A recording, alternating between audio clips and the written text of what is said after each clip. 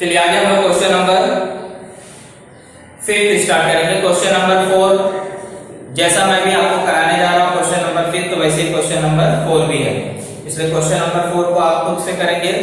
अगर कोई डाउट रहेगा तो आप मुझे पूछ सकते हैं। तो क्वेश्चन नंबर 5 में क्या दिया है कि दो समरूप त्रिभुजों के क्षेत्रफल 225 वर्ग सेमी और 81 वर्ग सेमी है। तो फिर से देखिए, यहाँ आपको बताया दोनों त्रिभुज तो समरूप है, लेकिन उसका नाम नहीं दिया गया है। जैसे हम लोग नाम ABC PQR रखते हैं, वैसा यहाँ नाम लिख के नहीं दिया गया है। तो हम लोग अपने मन से मान सकते हैं नाम किसी भी त्रिभुज का। और उसमें छोटे त्रिभुज की भुजा की लंबाई 12 है, तो हमें बड़े त्रिभुज की संगत भुजा की लंबाई ज्ञात करना है। यानी छोटे त्रिभुज की भुजा दिया गया है और बड़े त्रिभुज की भुजा हमें क्या करना है, ज्ञात करना है। इसके अलावा हमें दोनों त्रिभुजों के क्षेत्रफल भी दिए गए हैं। तो इसकी पहचान क्या बताया गया है, एक छोटा है और एक बड़ा है। तो हम लोग क्या करते हैं, नाम ले लेते हैं। कैसे नाम लेंगे, माना छोटा त्रिभुज का नाम ABC है और बड़े त्रिभुज का नाम क्या है, PQR है। नाम कोई भी ले सकते हैं, मैं ABC और PQR रख रहा हूं, जिसका मतलब आप भी वही रखेंगे, ऐसा कुछ नहीं है। चलिए, तो सबसे पहले हम लोग क्या करेंगे, पहचान कैसे बताएंगे। माना जो हमारा छोटा त्रिभुज है, छोटे त्रिभुज, माना छोटा त्रिभुज ABC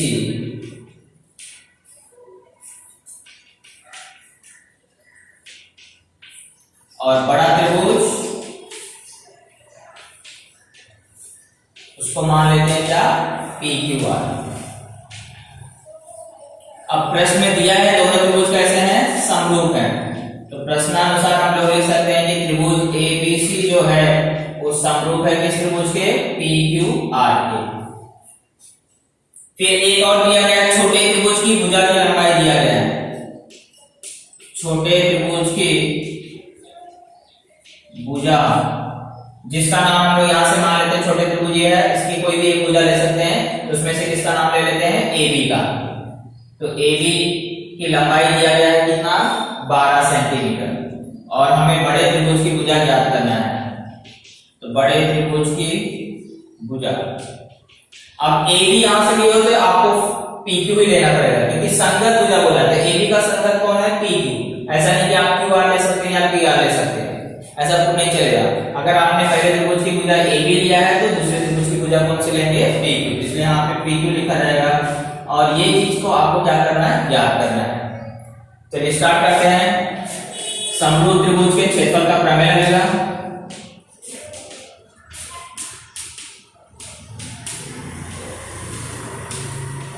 क्योंकि यहाँ आपको क्षेत्रफल और समरूप है, तो आपको यही दोनों गुणधर्म हर एक सवाल में लगाने हैं। तो प्रमेय क्या बोलता है, इनके क्षेत्रफलों का जो अनुपात है, मतलब एरिया ऑफ ट्रायंगल ABC बटे एरिया ऑफ ट्रायंगल PQR बराबर उसके संगत भुजाएं कौन सी है, AB और PQ, उसका वर्ग लिखना है। तो AB का वर्ग बटे क्या आ जाएगा, PQ का वर्ग। अब इसके जो मान है वो मान आपको क्या करने हैं, रखने हैं। तो छोटे त्रिभुज का क्षेत्रफल दिया गया है, कितना दिया गया है, 225 वर्ग सेमी और उसका 81 दिया गया। तो हम लोग सिर्फ छोटा त्रिभुज माने उसको ऐसे लिख देंगे।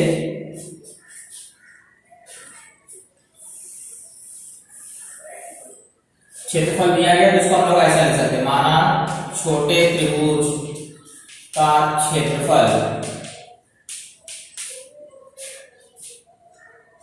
बराबर एरिया ऑफ ट्रायंगल ABC और ये कितना दिया गया है, 81 वर्ग सेमी। और बड़े त्रिभुज का क्षेत्रफल दिया गया है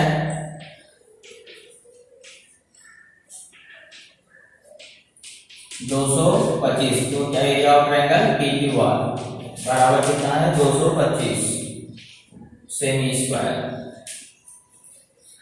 तो इस तरह से हम लोग मानेंगे, क्योंकि क्षेत्रफल दिया गया था, हमने त्रिभुज का नाम भी ले रहे हैं और उसका क्षेत्रफल भी बता रहे थे। छोटे त्रिभुज का क्षेत्रफल यानी कि एरिया ऑफ ट्रायंगल ABC कितना, 81 वर्ग सेमी, और बड़े त्रिभुज का क्षेत्रफल जिसको हमने नाम लिया PQR और वह क्या हो जाएगा, 225 वर्ग सेमी। अब आपको ये समरूप दिए गए हैं, इसके बाद हम लोग क्या करेंगे, इसके भुजाओं का अनुपात लिखेंगे, लिख चुके हैं। अब उसका मान रखेंगे। तो एरिया ऑफ ट्रायंगल ABC कितना लिखा जाएगा यहाँ 81 बटे में 225 बराबर ए बी का मान दिया गया है 12 और पी क्यू का मान हमें क्या करना है, ज्ञात करना है। और इसके ऊपर वर्ग है, इसलिए वर्ग को लगाना जरूरी है। तो हमें भुजा का मान ज्ञात करना है, जिसके ऊपर देखो अभी वर्ग है, तो वर्ग पहले को क्या करना पड़ेगा, हटाना पड़ेगा। वर्ग हटाने के लिए हम लोग क्या करेंगे, वर्गमूल निकालेंगे। वर्गमूल ज्ञात करने से पहले देख लेने का क्या ये किसी एक पहाड़े से डिवाइड हो रहे हैं क्या। जब भी अनुपात रहेगा सबसे पहले उसको डिवाइड करने की कोशिश करिए कि वो डिवाइड हो रहा है क्या। इसके बाद वर्गमूल घनमूल ढूंढेगा। तो हम लोग को ये देखें कि ये किसी भी संख्या से डिवाइड नहीं हो रहा है, इसलिए हम लोग इसका डायरेक्टली क्या निकाले जा रहे हैं, वर्गमूल। तो 81 किसका वर्ग है, 9 का। 225 किसका वर्ग है, 15 का। और यहां से भी वर्ग हट जाएगा, 12 बचेगा और यहाँ पे नीचे क्या बच जाएगा, पी क्यू। आगे आप जानते हैं इसको तिर्यक गुणा करना पड़ेगा, और तिर्यक गुणा मैंने आपको कई बार हल कराया है। फिर से बार करा दे रहा हूं, 9 गुणे पी क्यू बराबर क्या हो जाएगा, 12 गुणे 15 और पी क्यू बराबर 12 गुणे 15। 9 यहाँ गुणे में इधर जाएगा, क्या हो जाएगा, भाग में। आप चाहे तो पहले भाग देके फिर गुणा करो, या पहले गुणा करके फिर भाग करो, उत्तर वही आने वाला है। तो हम क्या करते हैं, पहले इसको भाग देते हैं। 3 त्रिक 9, 3 चौक 12, फिर 3 से 15 कट जाएगा, 3 एकम 3, 3 बचे 15, बचेगा 4 गुणे 5 यानी 20 सेंटीमीटर। तो आपका आंसर क्या हो जाएगा, बड़े त्रिभुज की संगत भुजा की लंबाई 20 सेंटीमीटर है। क्लियर, इसको नोट डाउन कर लीजिए।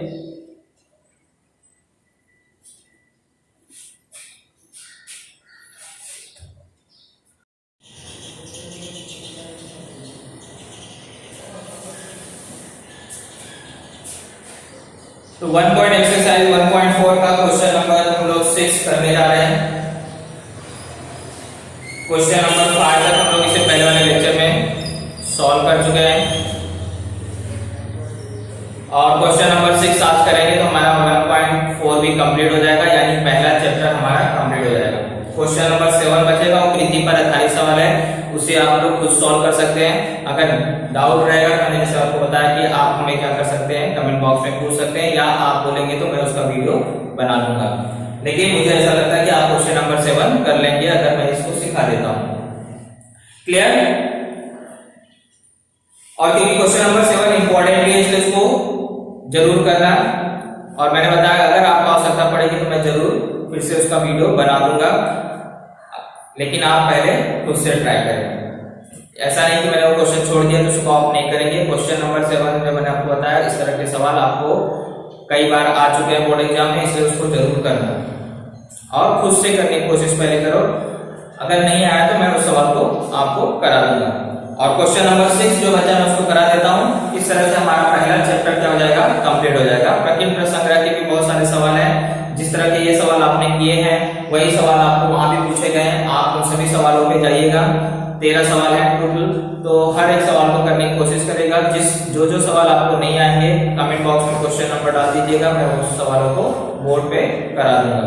क्लियर, चलिए देखते हैं क्वेश्चन नंबर 6। बोला है दोनों त्रिभुज एबीसी और डीईएफ समबाहु त्रिभुज है। समबाहु त्रिभुज मतलब जिसकी सभी भुजाएं समान और सभी कोण सर्वांग हो, ऐसा त्रिभुज है। और इसके क्षेत्रफलों का अनुपात दिया है 4:7, और अगर उसमें से AB का मान 4 है तो आपको बोल रहा है DE का मान कितना होगा और ज्ञात करिए। तो यहाँ एक चीज देख रहे हैं कि यहाँ दोनों त्रिभुज को समरूप नहीं बताया गया, और नहीं बताया गया तो एक नया चीज दिया है, वो कौन से प्रकार का त्रिभुज है ये बता दिया गया। तो इसके माध्यम से हम उसको क्या कर सकते हैं, समरूप कर सकते हैं, क्योंकि हमें पता है कि समबाहु त्रिभुज के प्रत्येक कोण क्या होते हैं, सर्वांग होते हैं। इसका मतलब है को कसौटी से आसानी से क्या हो जाएगा, सर्वांग हो जाएगा। और इसके बाद आप जो करते हैं त्रिभुज के क्षेत्रफलों का अनुपात लिखना है, मान रखना है और तिर्यक गुणा करके हल कर लेना है। चलिए स्टार्ट करते हैं। सबसे पहले इसको समरूप करते हैं। तो त्रिभुज एबीसी तथा त्रिभुज डीईएफ, आप बता दें कोण ए सर्वांग कोण बी के कोण डी के, हर कोण बराबर, हर कोण 60 अंश का है, किसी को किसी के भी साथ बराबर बता सकते हो। कोण बी सर्वांग, यहां से ले लेंगे ई कारण क्या लिख देंगे, प्रत्येक कोण 60 अंश, इसलिए हमारा त्रिभुज क्या हो गया, समरूप। याद रखिए जहां समरूप नहीं दिया है वहां आप समरूप कर सकते हैं, मतलब समरूप अगर संभावना है समरूप करने की तो आप समरूप कर लीजिए, इसके बाद आप समरूप त्रिभुज के क्षेत्रफल का गुणन लगाइए। क्लियर? तो यहाँ कारण लिख देंगे, कौन सी कसौटी लग रही है यहाँ पे, कोको कसौटी से। कैसे पहचाना कोको कसौटी, क्योंकि दोनों ही कोण को हमने सर्वांश में बताया, इसको हम लोग वो कसौटी से भी समरूप कर सकते हैं। चलिए हमारा त्रिभुज समरूप हो गया, इसके बाद क्षेत्रफलों का गुणन लगा देते हैं। तो एरिया ऑफ ट्रायंगल एबीसी बटे एरिया ऑफ ट्रायंगल डीईएफ बराबर संगत भुजाओं में से किसको लेना है, AB और D, यहां से AB लेना है और यहां से DE लेना है, और उसके ऊपर वर्ग आता है, इसलिए यहां क्या जाएगा AB का वर्ग बटे में DE का वर्ग। कारण आप जानते हैं कौन सा कारण से होता है, ये समरूप त्रिभुज के क्षेत्रफल प्रमेय से।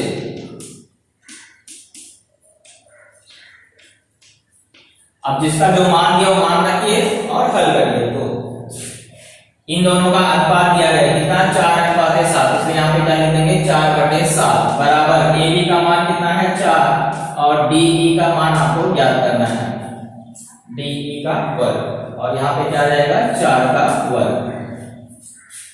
क्लियर? अब इसको हल कैसे करेंगे, सबसे पहले हम क्या करते हैं, वर्गमूल निकालते हैं। तो वर्गमूल यहाँ पर आपको 4 का तो होता है लेकिन 7 का वर्गमूल नहीं होता है, तो इसके लिए हम लोग क्या करेंगे, जब वर्गमूल निकाले जाएंगे